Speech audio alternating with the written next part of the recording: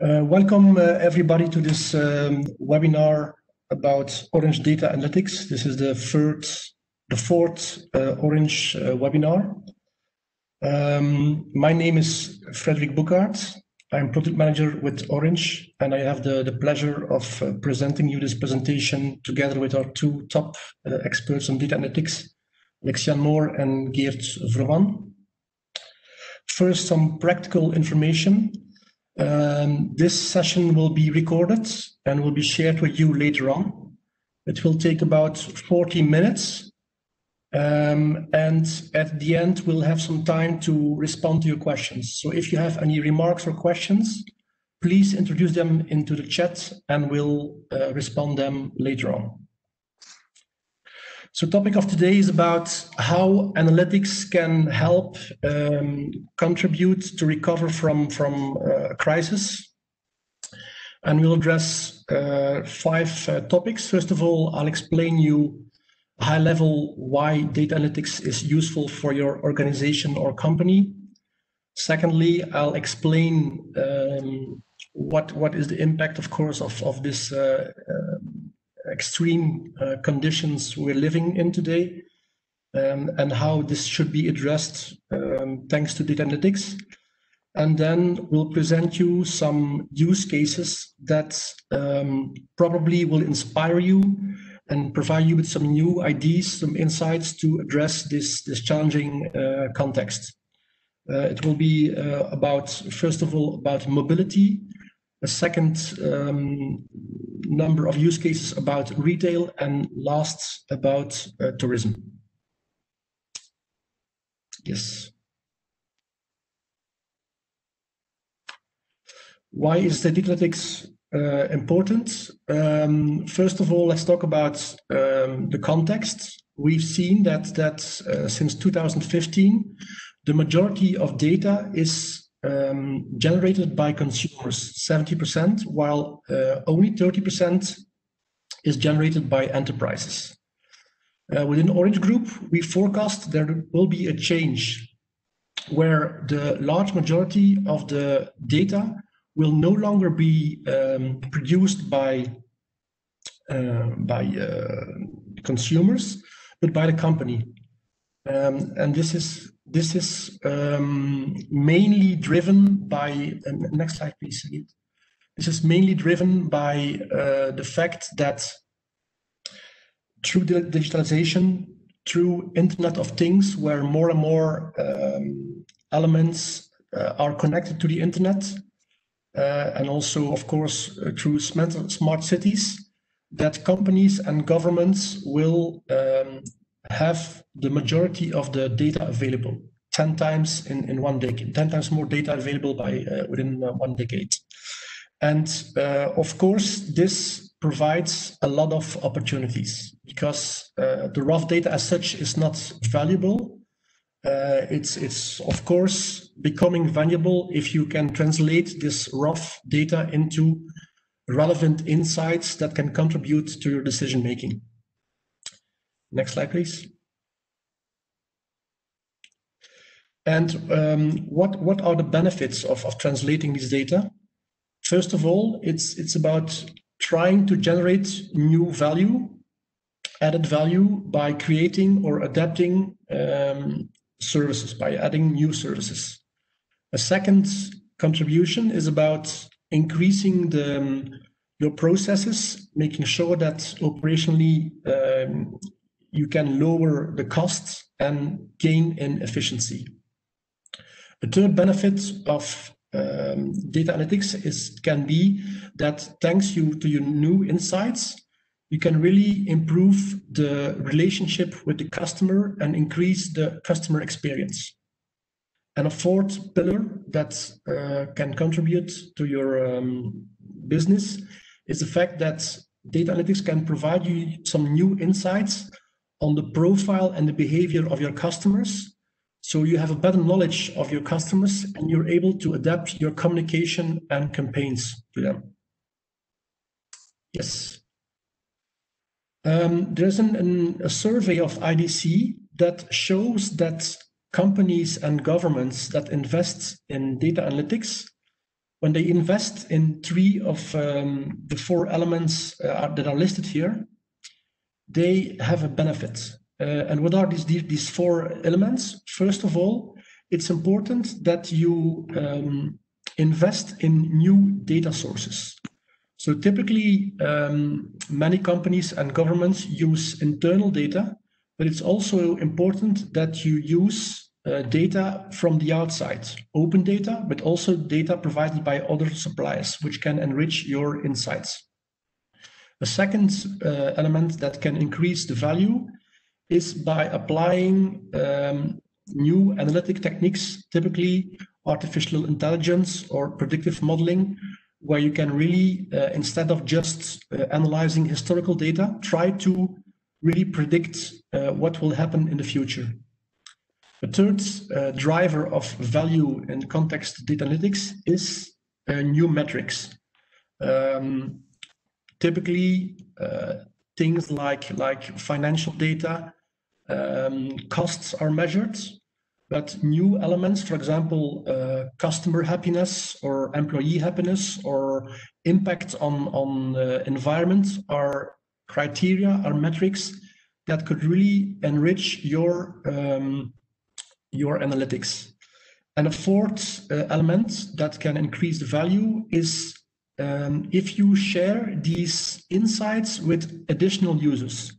Typically, analytics are only used today by financial people or by business people. But it's also valuable to share your insights with operations or even with your customers or prospects. And what this this survey of IDC showed is that companies that invest or governments that invest in 3 of the 4 of these pillars have 60% more return on the investment they do on data analytics. So it's important to take these elements into consideration. Yes. But of course, we are not living in normal times. We're living in very extreme conditions. And this is what Gartner describes as the stepping into the new normal. And they identified 3 phases when a crisis hits. The first phase is directly, of course, after the event of the crisis. And in our case, in the case of COVID, it's really the lockdown. Is where, as an organization, as a company, you really need to focus first on keeping your employees, your customers safe. And of course, you need to assure that the essential business is secured. Typically, for Orange, that meant that we needed to focus really on the maintenance and the capacity of the network, so that due to changing habits, our customers could keep on calling and could keep on surfing. In the second phase, you start to gradually reopen your business. But what interests us the most is the third phase, because in the third phase, you need to really adapt to the new environment. And what is a challenge here is that we don't know, nobody knows if this context will be temporary or if it will remain. Some habits have changed and some habits will change forever, but other will, of course, return to the normal. So it's important that as an organization, as a company, that you monitor the situation and that you really adapt to this changing environment and that you can take the right decision to really be adapted to the new environment. Yes.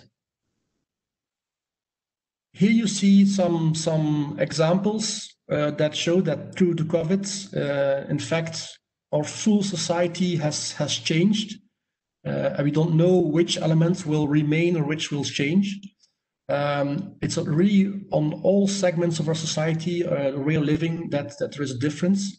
For example, take the example of home working.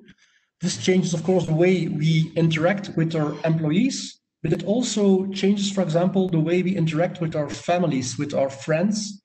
It has an impact on mobility. The fact that we work at home also has an impact on the way we do shopping. how we eat, and even how we dress. So just one aspect that shows that there is an incremental influence on our way of living. And the difficulty with this is that the data we have so far, or historical data, it's in fact it's no longer useful because, of course, the context has changed. So we can no longer rely on the data that exists within the company. Here, yes, please. And the question is if we want to change, what do we need to change, and to what extent do we need to change? And this is also a survey of Gartner, which was done towards a channel of ExCo members where they claimed that data analytics was for them the most useful tool in terms of technology to really recover their business from a crisis and really take the strategic decisions to really adapt to the new situation. Yes, please. And within Orange, we provide services and solutions since 2015, so we have quite some experience in it, where in fact we monitor mobile data. We apply some algorithms on it. We adapt, we include as well some additional information. And so we keep a track of different network data that we then translate into mobility patterns. So we are capable of really defining people flows on the full Belgian territory. And this information is available throughout the year, 24/7. And this type of analytics allows to provide an answer on some questions, where you see it in the right in yellow. And what we've seen is that these questions are very relevant in this new context of COVID. And a first segment where we see this is relevant is about mobility.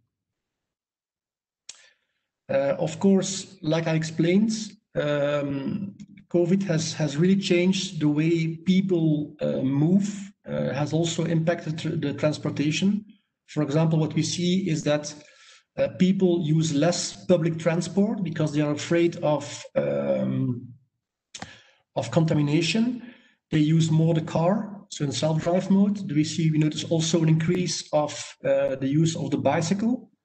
So it's impacting the way people behave and move. And of course, this is also very important to monitor for your business or way of working. Is this also something, Alexiane, that you experienced with your customers? Yes, exactly, Frederic. In March, following the lockdown announcement, we were asked by the federal government to provide analysis on population flows on the whole Belgian territory. And the same request also came from France, Spain, Romania, and other European countries. The interesting common behavior in the European countries is a movement of urban population to their second residence, like in Paris, for example, but also in Belgium.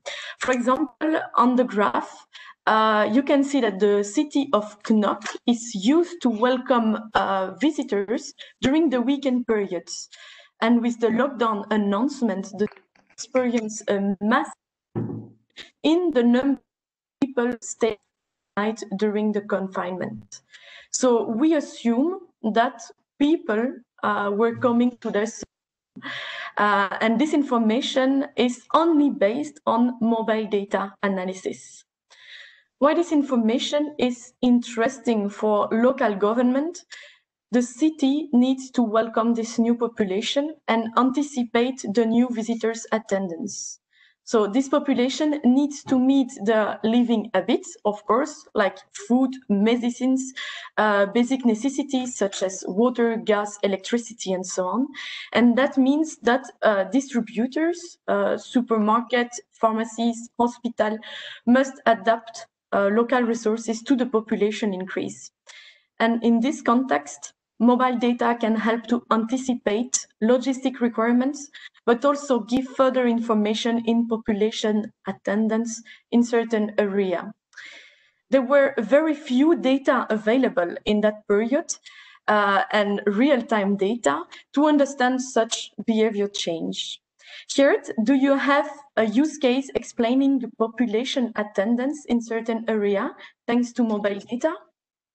Yeah, sure, Alexian. So basically what we have seen is that in a domain which is maybe not so familiar, sewage analytics, the usage of mobile data has been a key element as well.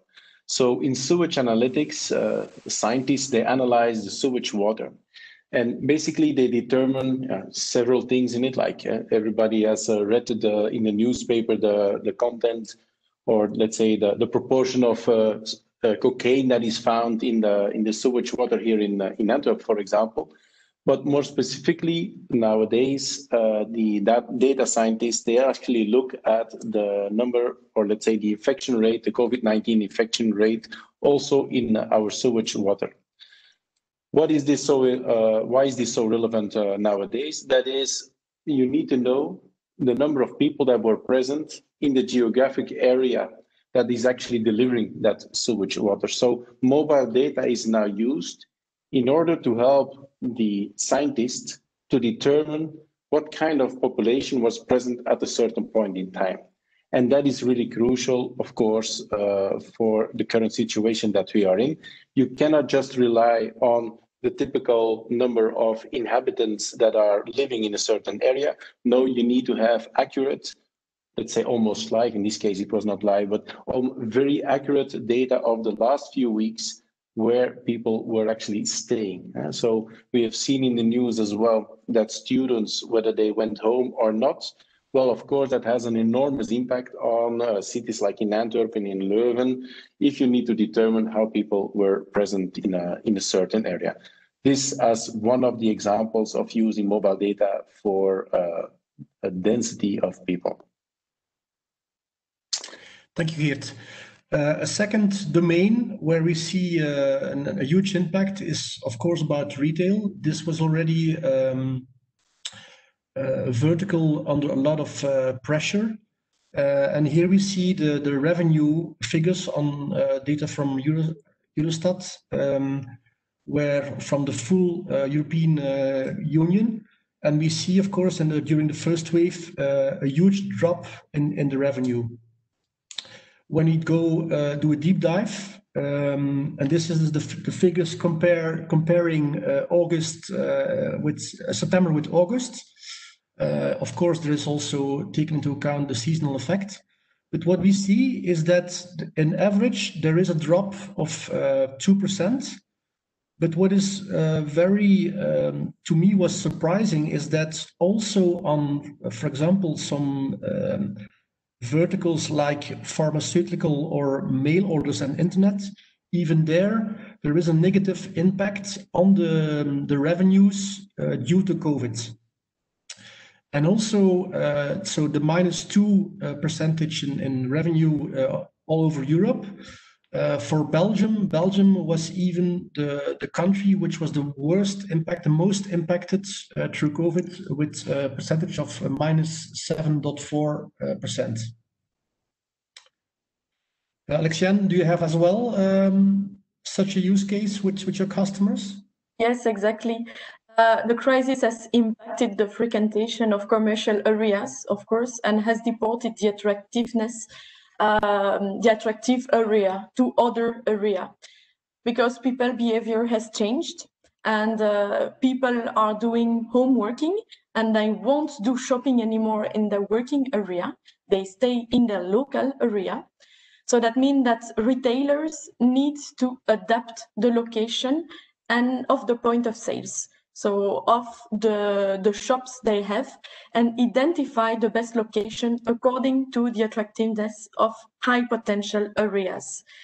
Mobile data analytics can help in motivating decisions about implementing a new point of sales or rationalize a retail network, but also doing marketing, for example, with accurate information about the new catchment area of their visitors. Are my visitors local, resident, national, or international? This can be also used for shops using click and collect or collect and go to understand where their visitors come from, and is it useful to open all the shops? So the mobile data can help to answer those questions. We also see there is an increase in sales in proximity shops. So distributors, in response to an unusual flux of visitors, need to scale its resources. Distributors must adapt its logistic resources during the health crisis and after, and particularly because of the behavior change of urban citizens, who are its main customer. So the customer change their shopping area, but also the shopping hours, for example. And having population flux as well as the profile of visitors throughout the day can help in optimizing supply flows for their shops, facilitate the anticipation of logistics and deliveries, of course, but also better plan the teams. So optimizing resources is key to ensure security rules and customer experience. Geert, I think when speaking about marketing, you have something else to share with our audience. Yeah, thank you, Alexander. Certainly, when we talk about marketing and we talk about the retail sector, for example, as Frederick mentioned in the beginning and in the introduction, it is today very important not only to look at your own data, but also to be able to compare with external data sets. So the situation that we are currently in, you can look to that situation from your own data perspective, but you need to be able to get an idea whether your situation and, let's say, the decrease in revenue that exists in your retail shop, whether that is in line with the general trend that you see in the market or not. So basically what we are doing is we are monitoring about 50 to 60 retail zones in the country with regards, let's say, to their pickup or to, let's say, the loss of shoppers in those areas. So that means that if you have a point of sale in those retail areas, that you really can compare yourself not only to the national trend, but also to the very, let's say, geographic trend, whether your shopping street that you are active in as a retailer, whether that is in line with what you are seeing in your retail shop for your own. And that also has an impact on other things. We have a second case where marketing plays a very important role in that new normal. That is that customers that have been working with us in the past to be able to identify, let's say, a profile of visitors that passes by, in this case, a billboard in a train station. Well, as you, Alexander, has presented a few slides ago, our behavior as consumers is changing. Our behavior as employees that go to work not 5 days a week, but maybe go 1 or 2 days per week if the lockdown ends again. That means that the people walking around in those train stations is changing as well. The behavior is changing. So that means that for the people that are renting or selling, let's say, the ads on those billboards, they need to know what the new normal is in order for them to be able to present themselves to their clients in the near future. Thank you, Geert. A third segment where we notice a huge impact is, of course, on tourism. This is, according to McKinsey, seen as one of the hardest hit sector, where recovery could take until 2023. 83 of the passengers of the tourists apparently will change their habits forever. And as a company or government working in this sector, it's now important to really focus on safety, on providing to your visitors a safe experience. We also notice a shift from to local staycation, to local tourism, where people, instead of traveling far with airplane, now prefer short distance, where they also have full control on the way how they move, and so in self-drive mode. Do you have a use case on this topic, Alexiane? Yes, this year was really an unusual tourism season, and the used normal will take some years to be recovered, of course. This year, Belgians discovered local tourism area they never visited before. So their behavior changed in terms of tourism habits, and they visited some area for day trip, but also spent a couple of nights and days in other Belgian locations. That means that Belgian tourism spots met new tourism, new visitors this year. And in order to identify and develop the loyalty of the new visitors, tourism sector needs accurate data. The data before the lockdown is not the new normal. Who is my visitor? Where do he come from? And what's his tourism habit? The goal is to understand the origin of the tourist, and is it a new or a recurrent tourist? Estimate the loss of international tourists versus the gain of a national one. And according to those information, better adapt communication media, but also tourism offers and services. Against all expectations, tourism stakeholders have a very strong interest in studying their areas during this particular period. We receive really a lot of demands from tourism actors in France, and this analysis allows them to communicate and forecast the coming seasons. So the new normal is a mix of local and international tourism, and entities need to adapt their strategy to this new reality. What we also see, and you said, Frederic, is there is a need of sense of security for Belgians in terms of travel and tourism. And I think, Geert, you have a use case to present. And my question is how data analytics can help in this context. Yeah, so indeed, for Tourisme Vlaanderen, for this holiday period, what we have done is we have developed a solution for them so that they could monitor themselves, but also for the public, and could distribute the insights into a mobile application. So Tourisme Vlaanderen has launched in the month of June a mobile application called You Flanders.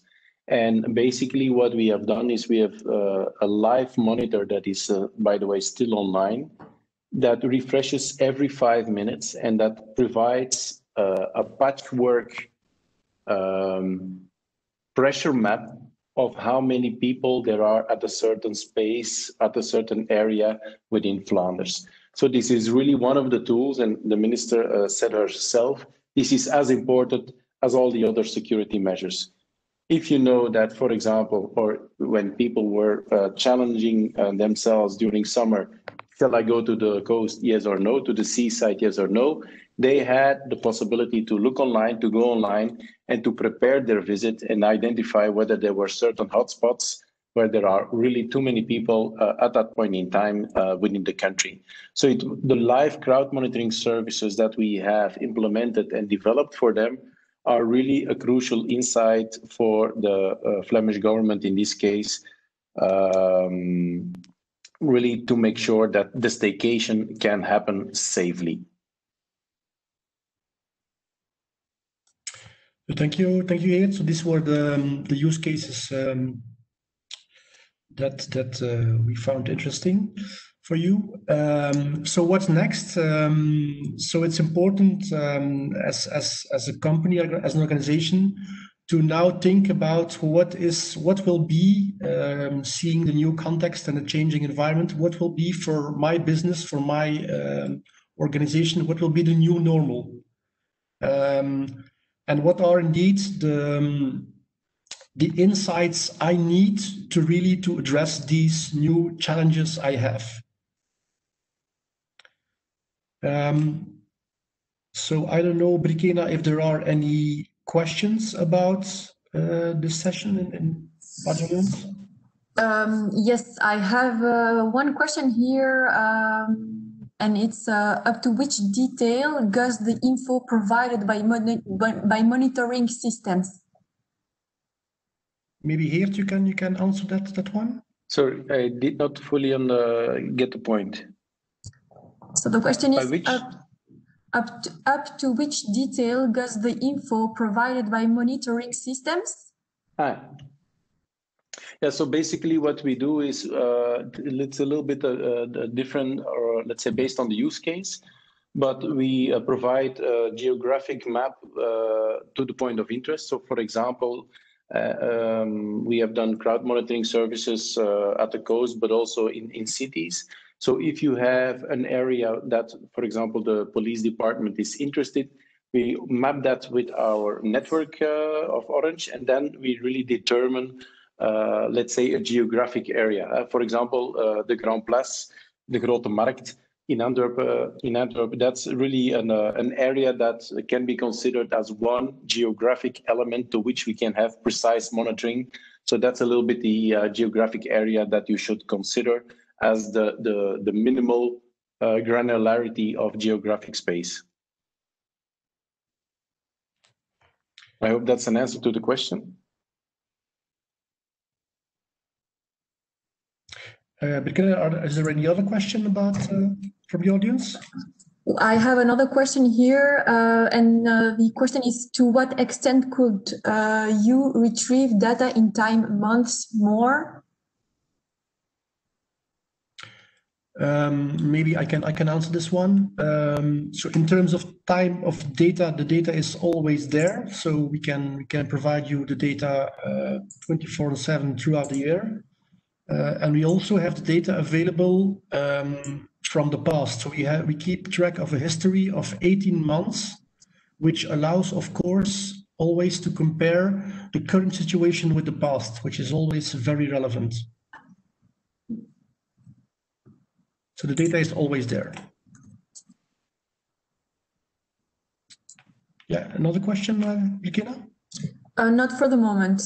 Not for the moment. Maybe Frédéric, I can add to the granularity in timing. It's possible to see what's the past, what's the population flow throughout the day. So that means 30 minutes by 30 minutes.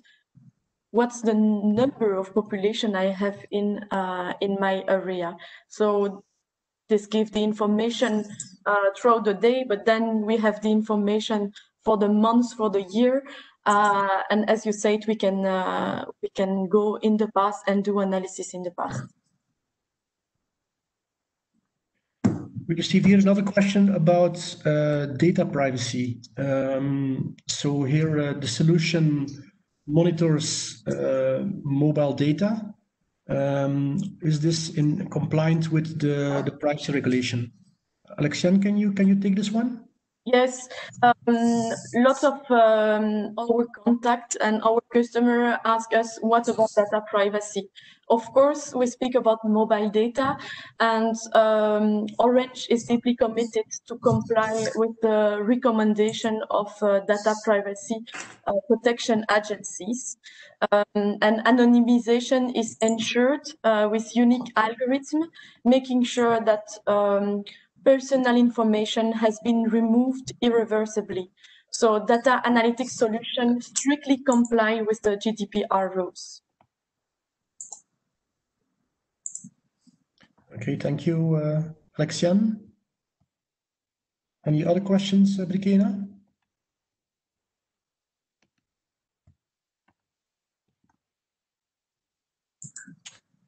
Okay, if there are no more questions, I think we can. Frederick, yes, there are some more questions coming in. Okay. So, can you give an idea of the budget for such a report?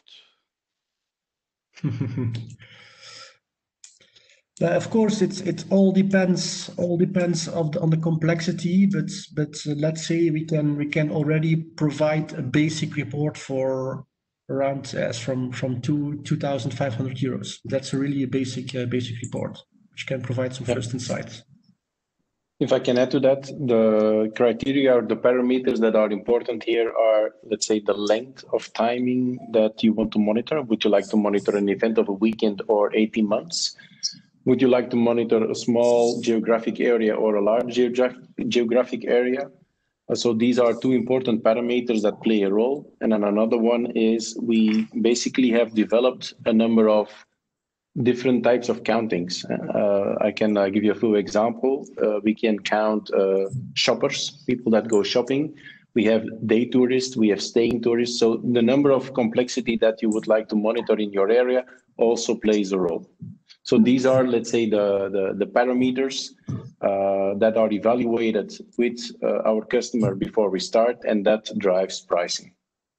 Gert, I think you speak about the indicators, how many information you need in a certain period and in a certain area, and what are the main questions you have, and based on this question we will answer with some indicators, and depending on the indicators and, as you said, the period and the geographic area, there is a scope of study that is created and proposed. I see that there's also a question popping in on mobility. So how data analytics can add in mobility. It can. Currently, in different areas, we are running analysis where we're looking both at truck behavior and truck driving behavior post-COVID.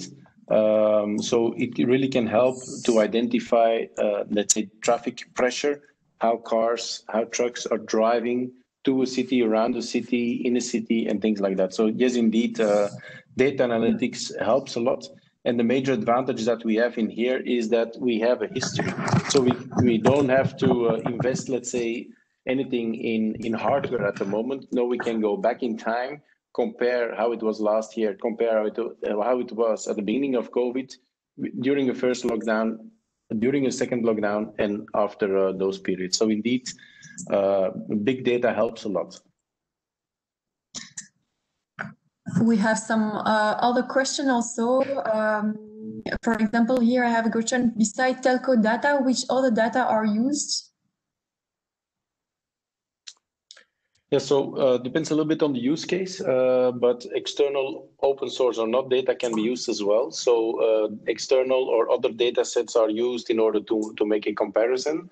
So in mobility data, for example, ANPR camera data is used. In touristic use cases, weather data is used. So it depends a little bit on the use case, but in general, as data experts, the more data, the better for us, of course.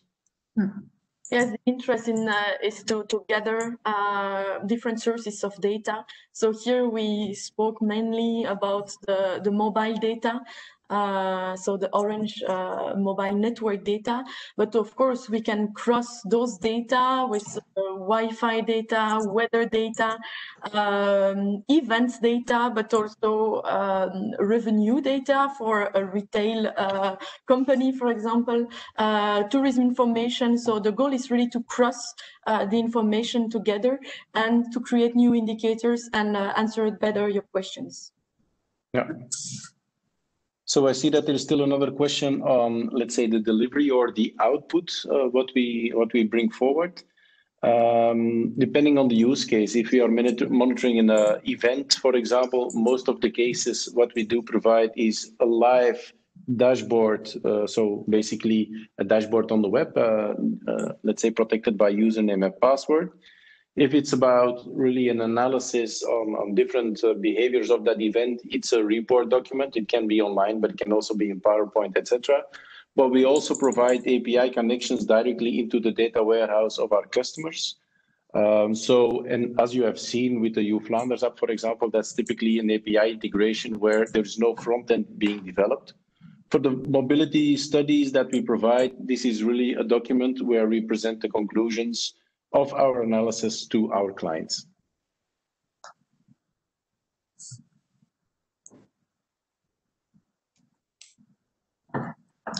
Okay. We have still some minutes. I will take another question here. I will take this one. So can you tell us something about data validation procedures? I'm not sure to have understood the question. The same for me.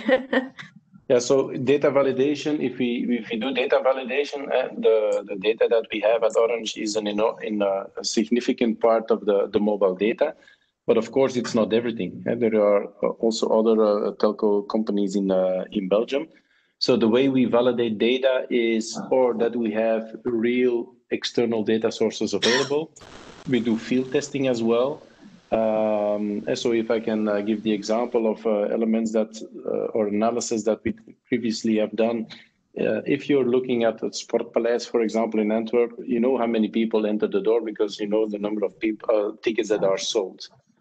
Our insights, what we contributed to the customer, are about mobility. So where people are coming from, how long before the event they actually arrive, how long do they stay, do they eat something before or after the concert, things like that. So if you really have a data set that has, let's say, the truth in their hands because of ticket sales, we use that external data in order to calibrate our analysis.